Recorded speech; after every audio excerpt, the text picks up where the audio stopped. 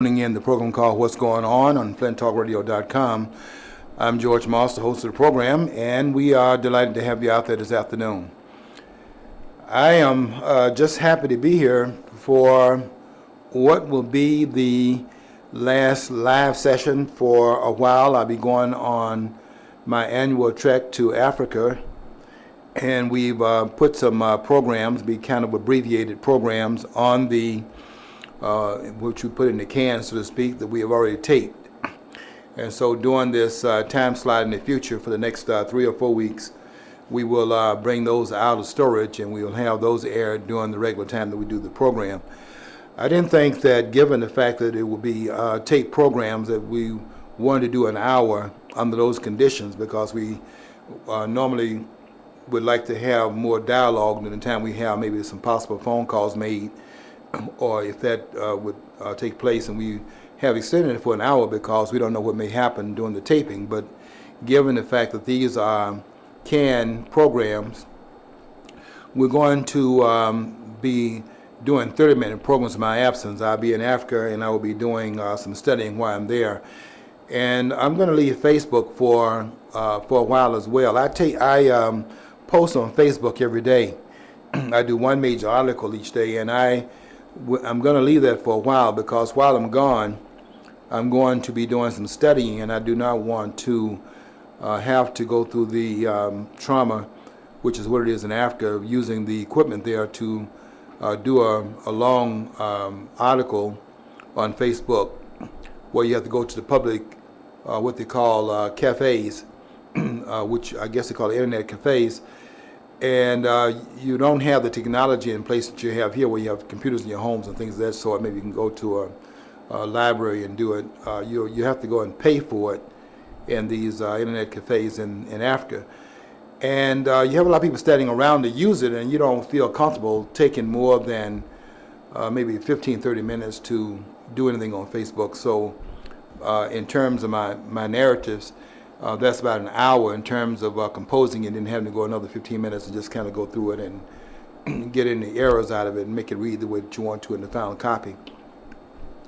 So be that as it may, we will be doing those things in my absence, and I will be doing some studying while I'm there, plus going around and interviewing people and just having general conversations while I'm on the continent. I had planned to go to a couple of countries, but I'm not so sure now what those countries would be, because there's a breakout of Ebola in some of the places I had planned to go, so I won't be going to some of those places, Liberia being one of them.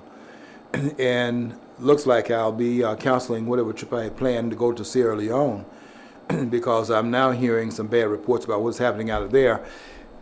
And some people have contracted it in terms of trying to intervene in I understand this is a deadly disease, and some people have gone over there to try to give some assistance to those who have been struck down with the sickness and have contracted themselves, even though they're wearing the kinds of things that would insulate you. I think some of the hazards, they've contracted the disease themselves, and maybe some problem in where they've gone back to in their own countries, because I understand this is a very contagious disease, and people that have contracted it, you are now a carrier of the disease, and wherever you end up going back to, those places can be contaminated as well.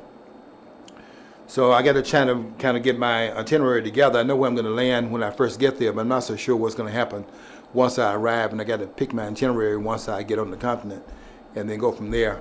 But my first hiatus would be Gambia, and then around that is Senegal, so I know I'll be in those two countries. But where I go from there, I'm not really sure. I do know a couple places off limits at this point, and one of them is the two places I mentioned. I think Nigeria is also off limits, because I'm hearing that there's a problem that's not been contracted over there as well.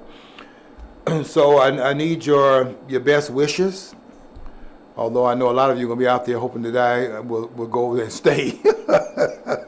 If I do, I'm going to be on Facebook from over there. But anyway, be that as it may, I'll be back in a timely manner. But we do have programs that will be aired here during this time slot from, I would imagine, if I recall correctly, I don't think any of them longer than 30 minutes in length.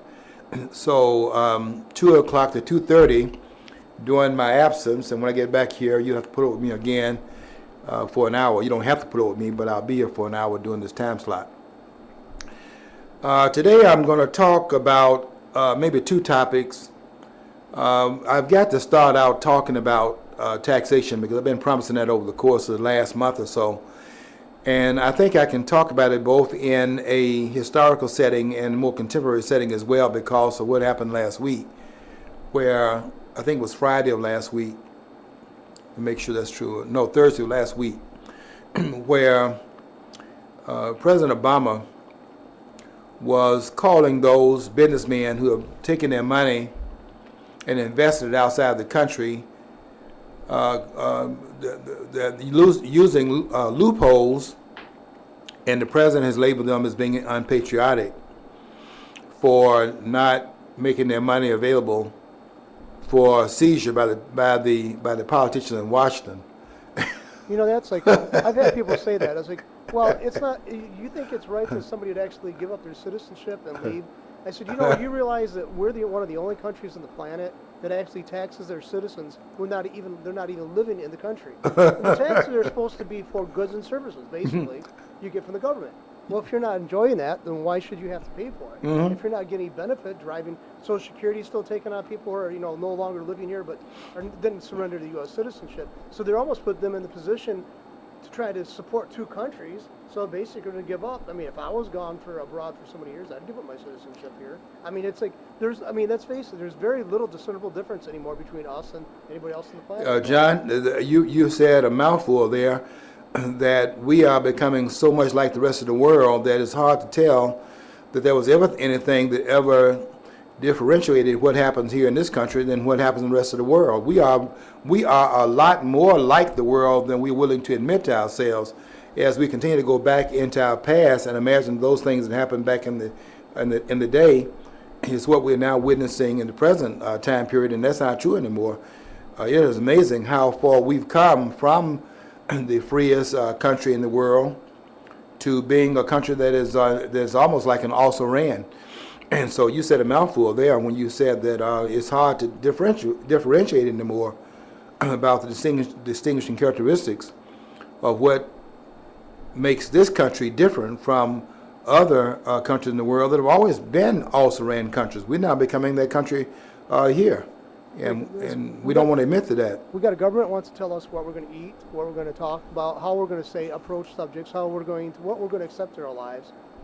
The hallmark of being American is we have those freedoms, or we thought at least we had the illusion of it, more of an illusion we even have now. These guys have they're telling us what script to read from whenever we talk anywhere about anything. And they even tried to look at Michelle Obama a few weeks ago, try to encourage people to slam people who say racist comments in their personal conversations and to actually chide their grandparents. Basically, these young people think they got a right to tell the older generation what's what. Unbelievable. And she's encouraging this. She's encouraging dissension and potentially hatred against their own family members. Yeah, said in a speech, as a matter of fact, in Topeka, Kansas, on the 50th anniversary, which was May 17th of 1954, the 50th anniversary of the Brown versus Board of Education case. It was given the name of Brown versus Board, but really it was 5 different court cases in different parts of the country, not the least of which was Virginia, right next to the nation's capital. And it might have been even a court case in the capital as well. I don't know if that would be true or not, but I do know there were 5 different court cases, and Brown, which was the first of the plaintiffs, was the one under which the case was titled because it went by the alphabetizing of the plaintiffs. But she spoke there on the 50th anniversary and had herself, taped at one of the museums that showed the time of segregation. She's in front of this one sign that said colored and things we've long since gotten over, and many people never even were aware of, because by the time they were born, these things had been overcome by the country, and the progress was obvious because we don't see these kinds of things taking place right now. But Michelle Obama seems to be the kind of person in any number of ways that just continues to want to go back to that time period and just kind of have these reminders out there, not as a learning instrument to find out what has been so we know what is now and what is to be and what are the possibilities for the future, but to keep bringing us back to that place to teach victimization and get people to embrace victimhood. And standing in front of this sign, which I would dare say that an overwhelming number of people in this country, the young people who are in the under 30 part of the population in this country, since we talk about 50 years of Brown, anyone that's under 30 would have no memory of that, because by the time they were born, all those problems had been pretty much resolved. And I'm not talking about putting it on the back burner where it was just kind of simmering in the background, but I'm talking about having overcome the problem, not only because of the legislation, but because most Americans were not down with practicing that in the first place. This is basically a government run operation where we had to get the government to stop its discriminatory conduct. Otherwise, we got to say that it was the private citizen placing the laws in the books and not the politicians that was saying that you'll sit in one part of the bus, for example, and you'll sit, if you were another group, you sit in the front, those in the back, those would be the blacks sitting in another part. Those were not private citizens making those laws. It wasn't the bus company. Those were the politicians. And in terms of the schools, where you had segregated schools, those weren't the private citizens doing that. Those were the politicians. There wasn't Joe Blow standing in the schoolhouse door saying that these persons were not going to be allowed to come into the schools, and they were making these campaign pledges of segregation now, segregation tomorrow, and segregation forever. Those were politicians saying those things. There was Patterson, who defeated Wallace in 1956, and Wallace, having taken note of the defeat, said that Patterson had outsegged him and said he would never be outsegged again, meaning that he would not ever let someone holler segregation louder than he hollered. And when he ran again in in fact that was 1958, when he ran in 1962, 4 years later, then Wallace outsegged his opponent. And he's the one that said segregation now, segregation tomorrow, and segregation forever. Well, people don't remember that. But Michelle Wallace seemed bent upon making sure that they can be taught it, even though they have no personal memory of it, because none of them actually faced that. That problem had been resolved by the time that they had gotten of any age, and they were able to go in the way they wanted to go based upon what neighborhood they lived in. So she is photographed in this museum in front of the sign that said for colored and for white, so that she could remind people of what that was like. And when they made the movie called 42, I thought we had already had the story of Jackie Robinson pretty well told by the time that Jackie Robinson was alive. But now they make the movie called 42, and they go back over that history and they make a movie out of it. And they got another movie called The Help to remind people of the domestics, which I think the wrong message was in that film, which was really the film showed that in that lowly position that they had, those women were in those households doing their jobs and using those jobs for which they were thankful for to put food on the table of their children and send their children to school. And they did not see themselves as victims in those jobs. They saw themselves as powerful in those jobs. You know, I think it's bizarre is that I think this maybe it's really counter to what everybody thinks nowadays. But if it's a personal person's hiring you for a job, I don't care if it's for their business or to help them out their houses. They're basically, in a form of way, it's an act of charity, because they're going to be giving you money. It's their money. They're trusting you with their stuff. You're a liability for, like, if you had a job. So if any kind of job, in a sense, is a form of charity. To some degree, it is. There's a charitable element to that. Yes, they need you to do this, and all this, but they don't have to employ you necessarily. So this idea that you're owed something or it's wrong, it's like this president right now. He attacks no job growth and stuff like that. Then he attacks the people who are the job creators. Mm-hmm. Now I don't think they should get more. I don't think they should be getting more pay, tax cuts.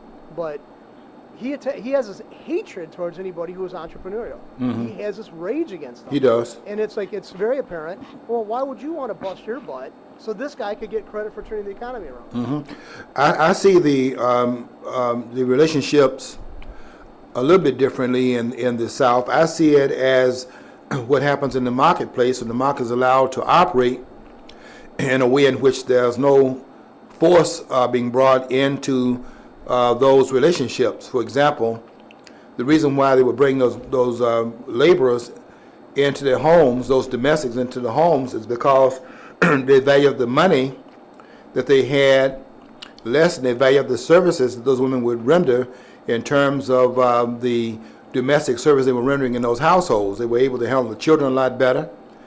They were able to take some of the paternal and maternal responsibilities from the parents, allowed them to do some other things, and they could intervene in that. And and the people that hired them valued that service more than they valued the dollars they had, and the domestics valued the service that they could render for the money, because that's how they could acquire the money they needed to take home to their families and do for their children. They didn't stop being the paternal and maternal, maternally engaged and even paternally engaged. Once they got back home, they were able to play that role even more provocatively when they got back, because they now had the wherewithal to pay for their children's school clothes and their books and things like that. And I'm a product of that. See, And I understand it very well. my great grandmother, she came from Hungary, my mom's family, and she was employed. She was a domestic servant for a Jewish family. I don't know. I think it was probably upstate New York, because that's where most people land when they come to this country. And because of her, they basically treated her like a family member. She got paid. Plus, they had like innovations that they didn't have in Europe. They had wash machines and dryers, wash machines back then, and also all this other stuff. And because of them, they allowed her to work. They showed her how to use it. She gained skill sets, and then she later on to got other jobs because with using the she had gained. But it was because of them willing to. I mean, it was a Jewish family. She worked for, it wasn't that much, but I mean, they allowed her. They give her room and board. Plus, they brought her in and they had access to everything they had. So she learned all this stuff. She was from a backwoods place in the middle of Hungary. They didn't have electricity and stuff. And this is like early part of the 1900s. So I mean, yeah, I mean, she was a domestic servant, and I guess some people would say that's like in lower status. But I mean, that family that she helped bring to this country and establish, created 15 medical doctors. Oh yes, So- and every one of the children that my mother raised, and she raised us. There were 5 of us. She raised us single-handedly, and each one of us, some of us are not here anymore. Had siblings that passed prematurely, dying of one died of drowning, and one died of kidney failure. But none of us got killed by being shot down or being in gangs or anything like that, because my mother didn't raise gangsters. But each one of us that survived, did some of our lives, and we owe that to our mother. And I'll tell you something else about that. When I saw the movie called The Help, I actually sat in that movie house, and I was able to do what I saw. I saw a cartoon that illustrated the thing that I learned in that movie, and that was a cartoon where this one person was being taken to the movie by his grandfather. And he's just really sad about going in here with this old man. But the movie was on something that had dealt with World War II. And when the son went in there, he was in fact frowning. And when the movie was over, he came out of the movie house in awe of his grandfather, because he had learned in that movie that his father was a representative of the greatest generation. He didn't know that. Well, I kind of knew my mother was great.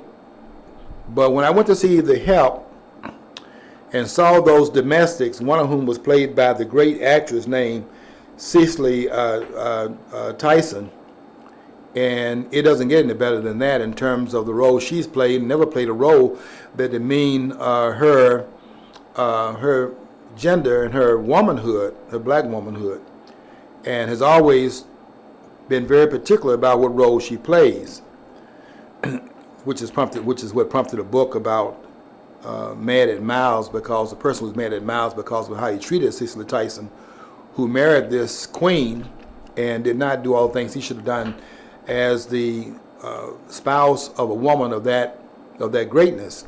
But she was in that film called The Help. And I couldn't help but sit in that theater. I had to actually get my handkerchief out watching that film because I was just reminded of the things my mother did in terms of being in that job and going across town that she did, riding a streetcar. My mother never even learned how to drive. Never was behind the steering wheel, never even had a car, never learned to drive, and had to push on a plane, by the way, when I would bring up here to visit. My brothers told me he had to push on the plane, but once she got on there, she wanted to fly all the time. But she was just a very plain woman, and was very plain-spoken, very intelligent woman. Had a couple of years in college, had been taught as a matter of fact, by George Washington Carver. She attended 2 years at Tuskegee Institute. And I remember some things she told me when I was a child. I didn't understand it until I got to be older, about George Washington Carver having a high-pitched voice.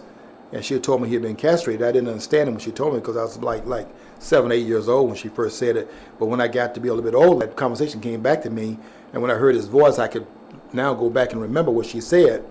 And then it made sense to me what she was talking about. But she was great in her own right, and I didn't understand, although I knew she was great, I didn't understand how great she was until I saw that film. And I was practically a wet noodle by the time that film was over. But one thing about my mom, and I differentiate her working and my working in a more professional job where I had all kinds of time built up in terms of my sick leave, because I wouldn't take sick leave because my mother went to work every day, and I had learned from her to go to work. So when I got through with my career, I had all kinds of days saved up to which they paid you for your unused days, and I walked away with a fairly sizable check because I had learned the work ethic from my mom. But unlike myself, even though I had 10 sick days every year I worked, and then it accumulates, I was complaining about certain things in my job all the time. But I had a much better time of it than my mom did. And I thought about that when I watched that film. My mother never once complained about her job. My mom was not a victim. And the reason why she didn't complain, as I understand it now, but didn't understand it back in that time period, was that mom was glad to have that job because that job was how she paid for the meager things she could afford for her children. And I never had one of those real big Christmases. I mean, I was mad at Santa Claus every Christmas, because I thought Santa Claus for a long time was the one bringing the toys, and I couldn't understand why Santa Claus was bypassing my house, but next door there were all the skates. Every child was out there skating, and here I had, maybe I got some school clothes, but I couldn't find any toys anywhere to be found in the house, because my mother would use Christmas to buy what I needed for school. She was pushing me forward so that I could have a Christmas of my own making, which I can now do. But I had to sacrifice. I sacrificed those Christmases for these Christmases. And by the way, these Christmases are much more long range because I don't see Santa Claus bringing me anything. I get it for myself. I open up the door and get it myself. That's James Brown. But I really don't see the victimization. I don't see it through the lens of victimization, which is what I think that Michelle Obama sees it through. I think that's what she's trying to teach. Why she's showing this to these youths, so that they will embrace something that they cannot embrace by their own experiences. So you get them to embrace victimization by showing that their grandparents were victims, and you raise them up in this anger, which they would not be angry about because they don't see the things that we saw back in that time period. And some of them are more angry than the ones that went through it. I think it's a kind of interesting note here is like if you look at European history, I mean, let's face it, the Turks invaded other countries and raped and murdered people for 1,000 years, 1,500 years, whatever, long time. I don't hear people out here in Europe that go and saying they want to kill the Turks, and the Turks owe them something.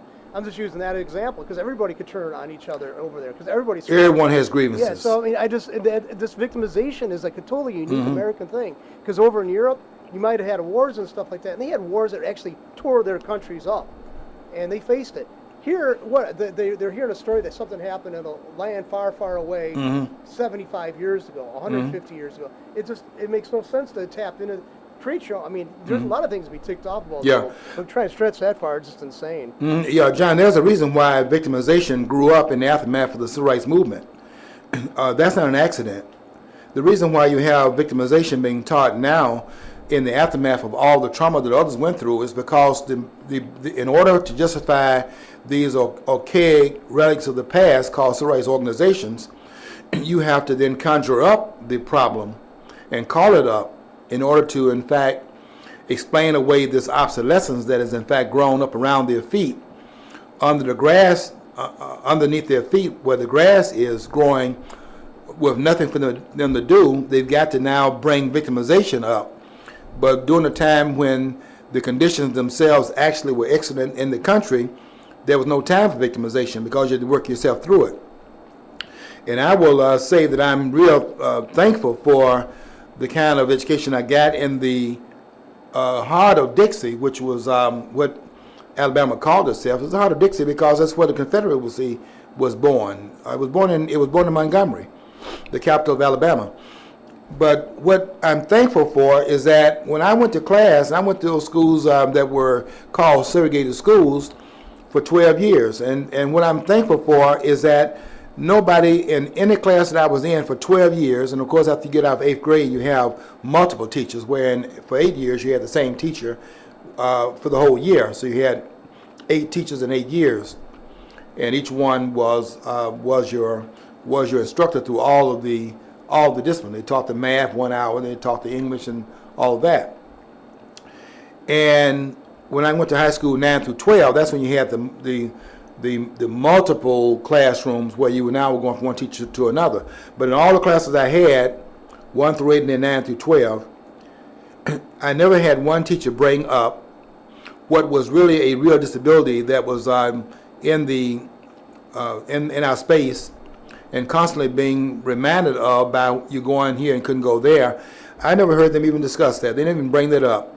What they were doing was not overwhelming us with what we could see in front of our own faces every day. They were giving us a solution to it.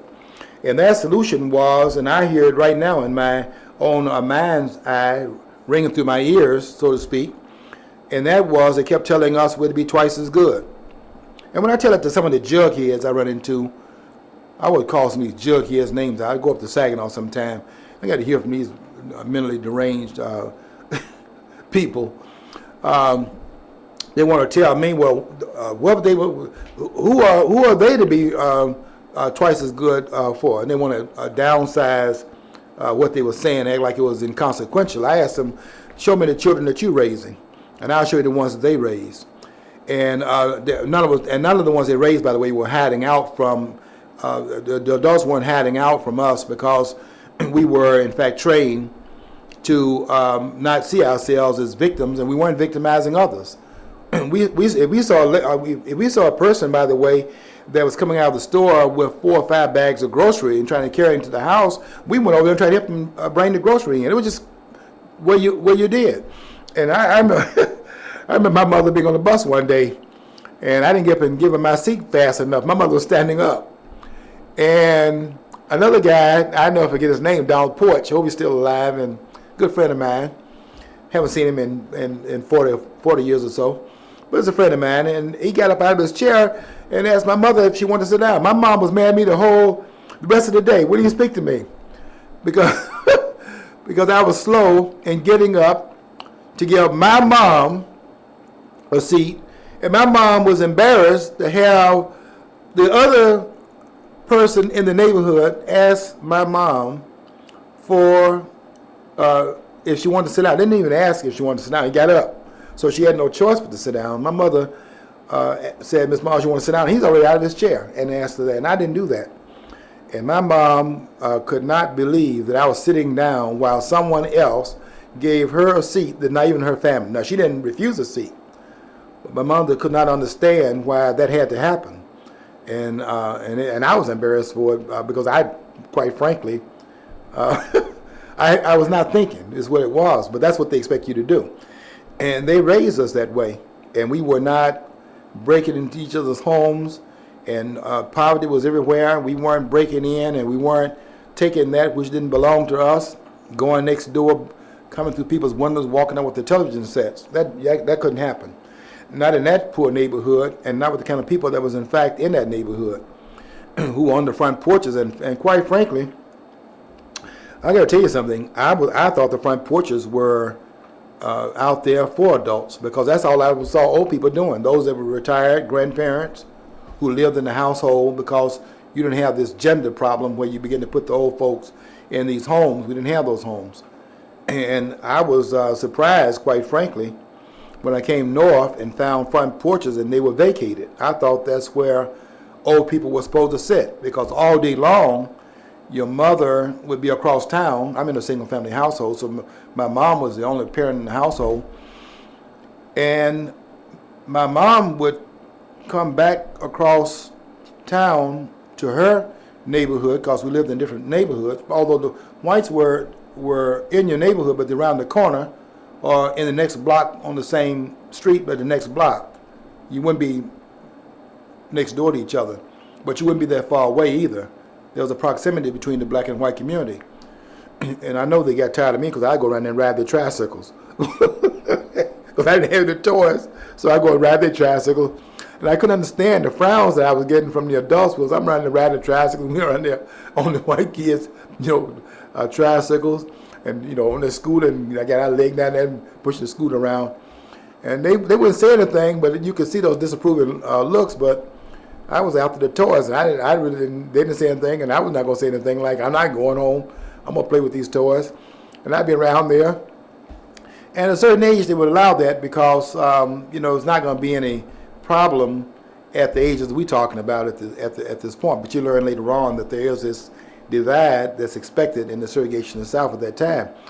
But we didn't walk around with 20 pounds of hostility in our minds, and carrying something, what do you call it? Something on your shoulder, a rock on your shoulder, I guess they call it, where you dare somebody to knock it off and carry around these attitudes. We didn't have that. We were being trained and being taught, and they were teaching us how to go forward in the face of the opposition. I'll say it again, it's not an accident that the victimization is born in the aftermath of the problem. I mean, I was looking at Oprah Winfrey over in Switzerland. That she didn't think the narrative was going to become international, but when you are a person of that magnitude and have that kind of wealth, anything that happens in the media is an international story when you're outside the country. And when she tried to make it look like she was being victimized in a store where a clerk making whatever an hourly rate is over there in Switzerland, and Oprah had been over there just visiting because her friend Tina Turner was getting married, and she's over there. Now Tina's getting ready to be married in a country that doesn't have but 2 blacks in it, and there's not one report of any problem that Tina Turner has, but Oprah goes over there with $2.9 billion, and she's having a problem. These Negroes over here are going to believe that story because they want to embrace victimization. So Oprah was trying to make victimization look like it was in the store by the woman, according to her story, her narrative, her nonsense, would not sell her a purse, and she's going to grab victimization, although when you look at the differential between what a clerk is making and what Oprah is making, was the differential between her and the planet, you could not convince some people that she wasn't victimized in that store. That's how deeply embedded the problem, this make-believe problem is right now. But we couldn't play those games back in the time period because we had a lot to overcome, and we knew we could only overcome it through our own efforts. I mean, we couldn't believe this idea you could play to white guilt to get ahead, because I can tell you something. Eugene Bull Connor was not going to feel sorry for you. And George, so you can play that game back in the time period. You know what's an interesting point here is people depended upon a basically kind of a Christian idea of morality to make the appeal of like right and wrong. And even Gandhi, I mean, the reason why he could win over the British and bring people who are sympathizing to him and his country is because he just went through World War II and they saw the disaster and they saw the horrors of people mistreating people so horribly because of perceived racial differences. And so basically the British found themselves in a morally indefensible position.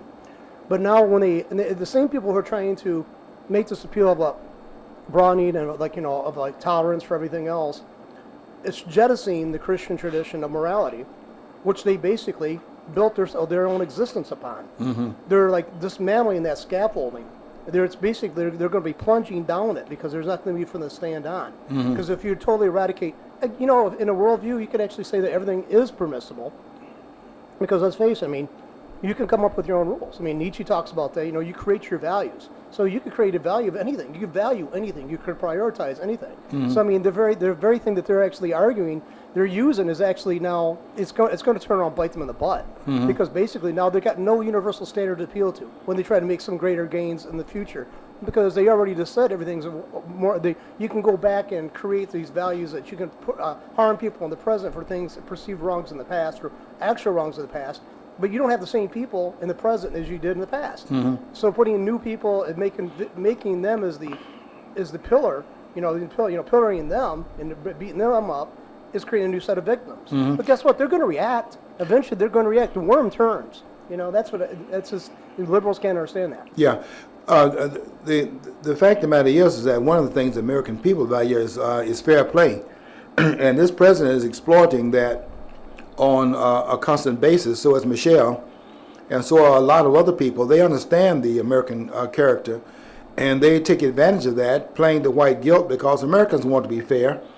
And this president, by the way, is exploiting that with the immigration issue. This idea that the children, it's the children, and they're coming here. They don't have anything in El Salvador and Honduras and Guatemala, and how you send the kids back to poverty. And what he's doing is using the sense of American fairness to transform, to continue to carry out his hidden agenda, which is to fundamentally transform this country, which you cannot fundamentally transform it more so than to changing the character of the country by changing the people in the country. And that's what this president is in fact doing. And they want to continue to act like any objection to it comes out of the racial folklore that they're creating about what happened in the past, which very few Americans and almost none of these people like Obama understand. He didn't even live in the situation himself. He was over there in other parts of the world. Up until 10, he's over there in Indonesia. I'd like to see how Obama administration could tell all the people who are now trying to adopt kids in American society, Americans through the American system. Okay, there's going to be these influx of kids. Now the kids who are Americans who are waiting for adoptions or foster care or whatever, they're already beleaguered. I mean these adoptions and these foster care are horrible. I mean I've dealt with them firsthand when I was dealing with the probation cases. How can you burden something that's already been to the point of beyond breaking? It's a dysfunctional system. And how can now you're going to have how many millions of people put upon it now? How can you justify that? How can you justify that when you couldn't adequately take care of those people on the system that were American and native-born people born within the United States? How can you justify that? This president is able to justify it because he is basically anti-American, and that is what is very clear in the film by one of the super patriots. It's amazing to me that Dinesh D'Souza in his film America, that this man is more fervent in his patriotism than those who are born on the soil. This man is an immigrant. Yeah, he came from India. And a first-generation immigrant from his family. And this man has more patriotism than those who are born on the soil. You listen to the people at the very beginning of that film. One after the other. You can go and see the film for yourself. I don't want to kill the joy of watching this film. It's a very good film that's been taken to task by the naysayers because they are just upset about someone using what Hollywood uses to detract and tear the country down. Here's a man coming in, can see how great the country its potential to be great and what's been in the past, and comes here being laudatory about what the country has been, and they can't stand that this man is doing that. And Dinesh D'Souza is a native of India whose family He understands experienced British colonialism. So, and he's still, and let's face it, we're the great, the bastard child of Britain, and he doesn't have this animosity towards us that Obama has, who went to Harvard, who got that paid for by the U.S. taxpayers' dollar. So I don't see where this animosity is coming from. I don't. Yeah, this president is part of the viewpoint coming from the left that if the world is going to be transformed, then America must first of all be transformed, because the problem in the world is the American presence in the world, and the footprint must be lowered. And what the president is doing, and he's doing it deliberately, and he's doing it undercover, but you can discern what's going on by the fact that each step that he's taken is in fact to dismantle that which has been and that which has made the country great, rather than going back and looking at the great things that the country stood for in the time when the warts were much more in evidence. All you see being promoted is the warts, WARTS. The 42 that was played in the White House when it came out. You had to show this to all the children going to the White House. They got to see Jackie Robinson wasn't able to play baseball, and look at how they treated him once he got in there, and he had to take his foot off the base because if he didn't, they spike him, and all of that. And it's okay to teach that if you're saying that was then and this is now. But no, they don't do that. They try to say that this has not been overcome at this point, because they want to teach this idea that we must, in fact, continue to transform the country as if the country has not already been transformed. You don't have the signs up right now. You go through any door you want to go through, because number one, the government has gotten out of the way. And what Obama is doing is putting the government back in the way and trying to act like the problem was the American society, when the problem was the governments, both in the local community and to some extent on the national level. And it was on the national level until in the South on the national level, after up until the time that the Republicans went out of power, it was on the national level, because the Democrats are the ones that was driving the narrative in the South. And they continue to drive the narrative. And look, if we understood the history of this country, we would understand a lot more about why there should be no white guilt in this country. None whatsoever. I think that's why Walter Williams, by the way, gives a certificate of absolution. Every time he does Rush Limbaugh's show, he gives a certificate to absolve whites of guilt, because he understands that the guilt is in fact guilt about what? I mean, I hear people talking about Obama. They don't want to impeach Obama because of the fact that of the symbolism that's involved. He's the first, black president. Well, you know what? As I said in one of my posts, I think I did this one yesterday, that Obama, I did this in part one of a two-part series that I finished today, but I started it yesterday, and that was that Obama has the same thing in common with every other president we've had, and that is each president we've had a white mother. And the only thing that's different than Obama is that he has a daddy that's not American. That's the difference. In terms of that which is American, he has everything else in common with all the other presidents, which nobody has said before. I'm saying it here. They got, in terms of the American aspect of his presence, and that's what we're claiming is what gave him citizenship here. He couldn't get it through his father, because that gives him citizenship of anything in Kenya. His citizenship in America is established because of his mother, and his mother is the same complexion and race as the other presidents. So what is this thing about there being something unique here about this president? What's unique about it is what we don't talk about. There's a father that was never an American. I think Obama is an American citizen. I think he was born in Hawaii. I'm not one of those birthers saying otherwise, but I think we have to get the narrative straight. And I'm just for the truth of the matter here. And I don't care. People say, well, one guy met me over here and said, I'm surprised to find out that you are a black person. I heard you on radio, and I'm surprised, blah, blah, blah. Look, I'm for the truth. And I really don't spend any time or waste, I don't lose any sleep wasting the time over worrying about whether or not what I say is popular or smart. I think I'm pretty smart, but I don't worry about whether or not others see it that way, because number one, I'm Elaine Foster Moss's child, and that's enough. I mean, that's it. That's what I'm representing, and I'm going to do that if the whole world is hollering in my ear. That's not going to change. I'm not going to bend. I'm not going to buck dance, and I'm not going to sell out what I was taught by the community I was raised in. That's not going to happen.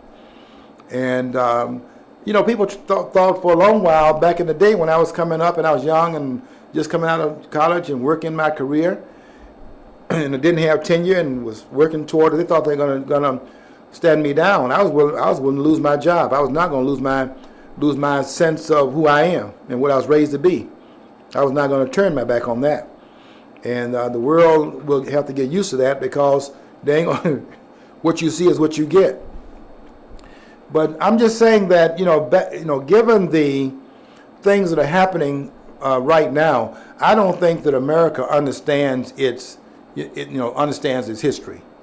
I just don't think we understand what has happened in the past, and we've got to get a better read on what the history of this country actually is, or we're going to continue to make these mistakes, and we won't reach for the greatness we're capable of reaching for, which we are still capable of doing it if we do not let the ones who stop the things in the past from stopping it right now, and those are the politicians, almost on all fronts, but particularly those politicians in Washington. That's why I wrote this article about this two-part narrative about the impeachment, which is not going to happen because, not that it shouldn't happen, but not going to happen because we don't have the kind of things in place to bring it about. But the American people have the last voice in impeachment. We need to impeach the whole group up there in both parties in Washington. We can impeach them through going to the polls in November and getting them out of there. We got to declare war in this country, quite frankly, upon incumbency, and stop this nonsense they've taught us in terms of this party and that party. You don't belong to any party.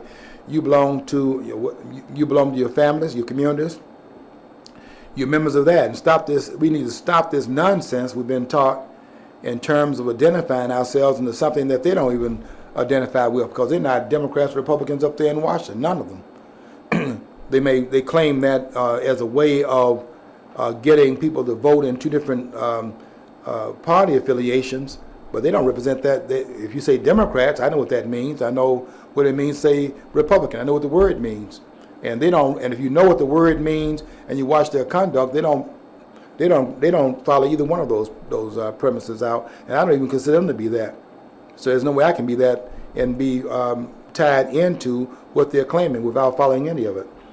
We got to declare war upon incumbency in this country, and that's going to be what I'm going to be working on in terms of the narratives that I'm creating. I don't know if any of you are aware of the fact that we now have, according to the latest reports, 34 states that have petitioned the Congress to call for, under Article 5. I didn't see Amendment 5, because that's the amendment of double jeopardy, and you don't have to. And you can't be forced to incriminate yourself. You have the right to remain silent. But I'm talking about Article 5, which was in the original document, the one that had 17 articles in it, which Article 5 was the one of how you amend the Constitution. And one way you can do it, never been used before, is that you can have the states, which means the state legislatures, to petition Congress. And once you have 2/3 of the states, which is 34 states, to petition Congress to call a Constitutional Convention, then the Congress is bound by the Constitution to convene a convention at the behest of the states. They have the right to call it based upon the popular will of the people in those states. And I understand 34 states have now done that. And Boehner has. That's why I'm in contact with Mark Levine, because we've got to work this thing out.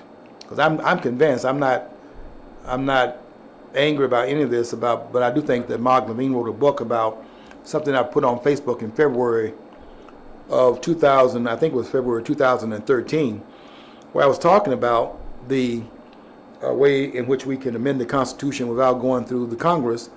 And I don't think that anyone had actually put that so much in writing, but all of a sudden a book comes out called the Liberty Amendments, and it has a lot of what I had put in my post about that. And I'm not saying I'm not saying anything about anybody plagiarizing, I'm saying, but I had written about the idea 6 months before the book came out. But anyway, we are in some conversation about it, and we got to use the radio airways to call attention to the fact that that now is on the table of the House. I don't want them acting like they have not received the number of requests that are needed for that to be convened. If they don't do it, then we've got to speak to that. But I understand that is now before the House, and I think that there was some report that Boehner is now looking over as if he has the right to decide whether it's going to be convened or not, when the Constitution is very clear in Article 5 that once the number of states have petitioned for it, then it must be called by the Congress. But who's listening to the Constitution? Who's actually soliciting the Constitution before they make decisions anymore in this country? That's a major problem that we have as well. But that is the going rate. And we got to just kind of overlook the process, make sure that all the I's are being dotted and the T's are being crossed, and that we are in fact getting what is in fact owed to us as American citizens under the Constitution of the United States. And that is where we're heading at this point. I said I was going to say something about the tax of the country, and I do want to take about the last few minutes and say that in terms of the taxation in the country, we have the wrong idea about what the Revolutionary War is really about.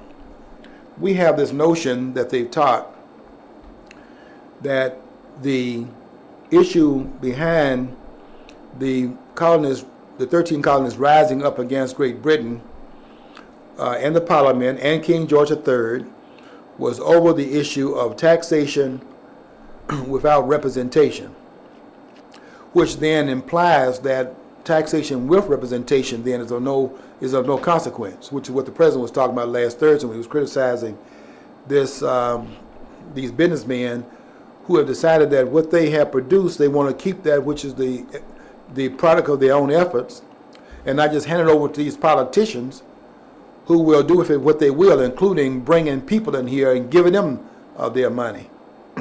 So they're offshores, keeping the money offshore. Now they are unpatriotic, but the fact of the matter is it comes out of a fair understanding of history, and that is that the issue that they fought the Revolutionary War for was not taxation without representation, because there's no reason for them to fight the battle based upon those particular ideas. Because really all Britain was asking to do was to pay the taxes that would be necessary for them to be protected based upon the ending of the French and Indian War, as they call it, which was a war between the colonists in Great Britain and on one side, and the French and Indians on the other side, those called Indians on the other side. And now that that war is over, that 7-year war was over, called 9-year war in France, we title it here from 1756 to 1763, but over there they go back 2 years and starting in 17. They go back 2 years earlier than that and call it the 9 Years' War. So 54 to 63. Let me see. Yeah, that's right. So they would say it's a 9-year war. We say 7 years of war because we did it as starting at a different time. The point is that they wanted them now, given the war coming to a close, to pay for the continuation of the British on the soil to maintain the integrity and the territoriality of the 13 colonies. They don't want to pay for that. So the objection is not taxation without representation. They had representation in the Congress and the Parliament. I'm not saying they had persons over there that were from the colonies, but they had representation there. They could appeal to that particular body. And what their objection was paying taxes, period.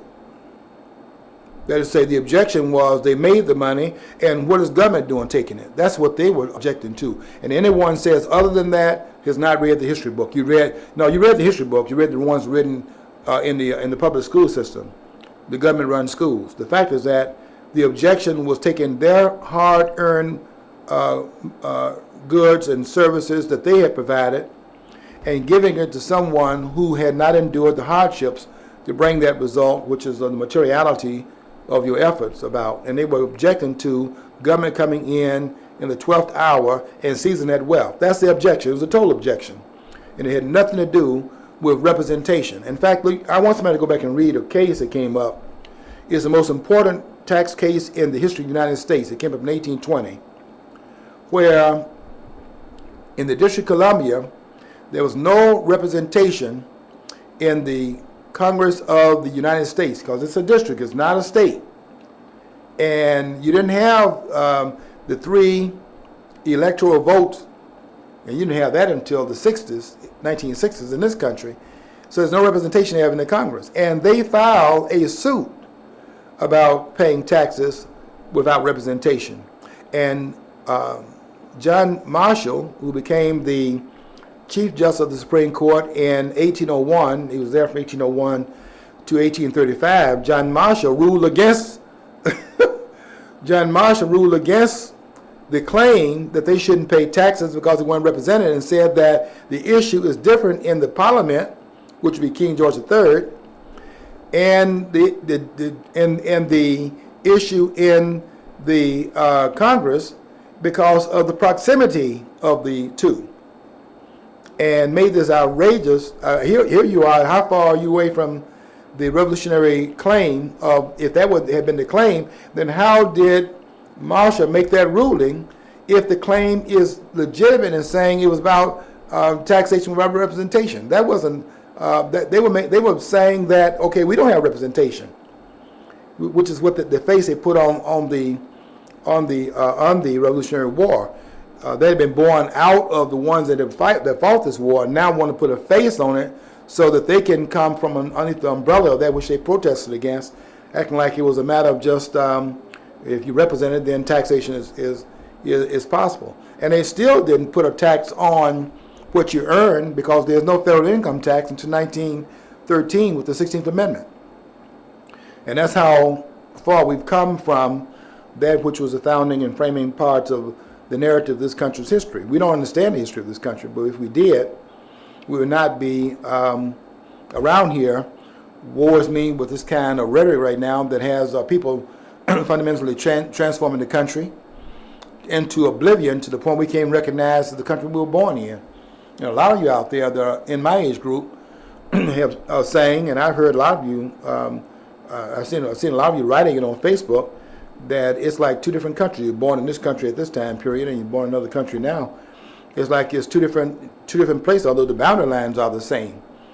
And they are fundamentally altering it and then making people shut up because there's false narrative that you have a lot to be guilty about, because look what happened in the past. And that was the government doing that in the past and got everybody taking some ownership of it, as if it was everybody out here practicing these things here, that everybody's putting Rosa Parks in the back of the bus.